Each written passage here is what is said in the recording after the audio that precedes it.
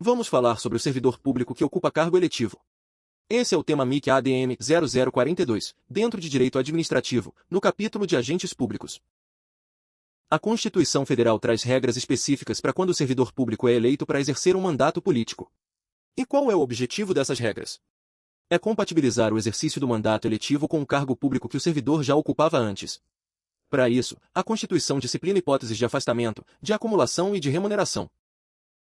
Essas normas estão previstas no artigo 38 da Constituição Federal. E repara que o tratamento varia conforme o cargo eletivo exercido, tudo depende de existir ou não possibilidade de compatibilizar as atribuições do cargo público com as do mandato político. Quando o servidor é investido em mandato de deputado federal, senador, deputado estadual ou deputado distrital, ele deverá ser afastado do cargo público. Durante esse período, ele vai exercer exclusivamente o mandato eletivo. O servidor investido no mandato de prefeito também será afastado do cargo público. Só que, nesse caso, ele poderá optar pela remuneração, ou a do cargo efetivo, ou a do mandato eletivo. E essa opção pertence ao próprio servidor. Havendo compatibilidade de horários, o servidor poderá permanecer no cargo público, exercer simultaneamente o mandato de vereador, e perceber ambas as remunerações. Não havendo compatibilidade, o servidor será afastado do cargo público. E, nesse caso, ele poderá optar pela remuneração mais vantajosa, conforme previsto constitucionalmente. Durante o afastamento em razão do mandato eletivo, o tempo de exercício será contado para todos os efeitos legais, exceto para a promoção por merecimento, quando assim previsto pela Constituição. E os benefícios previdenciários vão observar o regime constitucional próprio. Comparativo do tratamento por mandato eletivo. Deputado federal, afastamento obrigatório. Senador, afastamento obrigatório. Deputado estadual, afastamento obrigatório. Deputado distrital, afastamento obrigatório. Prefeito, afastamento obrigatório, com opção pela remuneração. Vereador, horários compatíveis, acumulação permitida.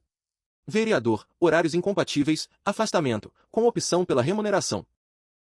Pontos de atenção. Deputados, senadores e prefeitos sempre se afastam do cargo público. Apenas o vereador pode acumular o mandato com o cargo público, desde que exista compatibilidade de horários. Essa compatibilidade de horários é um requisito indispensável para a acumulação. No caso do prefeito, a Constituição assegura o direito de opção pela remuneração. O tempo de exercício do mandato continua sendo contado para os efeitos previstos constitucionalmente. Erros clássicos.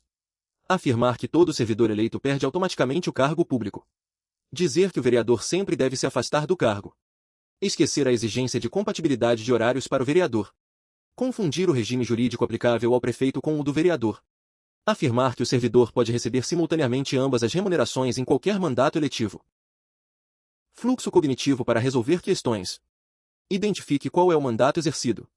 Verifique se a Constituição exige afastamento obrigatório. Se for vereador, analise a compatibilidade de horários. Havendo compatibilidade, admite-se a acumulação. Não havendo compatibilidade, aplica-se a regra constitucional de afastamento e opção remuneratória. O artigo 38 da Constituição disciplina a situação do servidor público eleito para mandato político. Deputados, senadores e prefeitos devem se afastar do cargo público, sendo que o prefeito pode optar pela remuneração. O vereador somente poderá acumular o cargo público com o mandato quando houver compatibilidade de horários, caso contrário, deverá se afastar do cargo, observando-se a disciplina constitucional quanto à remuneração. E durante o mandato, o tempo de serviço continua sendo contado nos termos previstos pela Constituição. Pontos cobrados pela Sebrasp. As diferenças entre os regimes aplicáveis ao prefeito e ao vereador. A exigência de compatibilidade de horários para o vereador. A possibilidade de opção pela remuneração nos casos previstos pela Constituição. A contagem do tempo de serviço durante o exercício do mandato eletivo.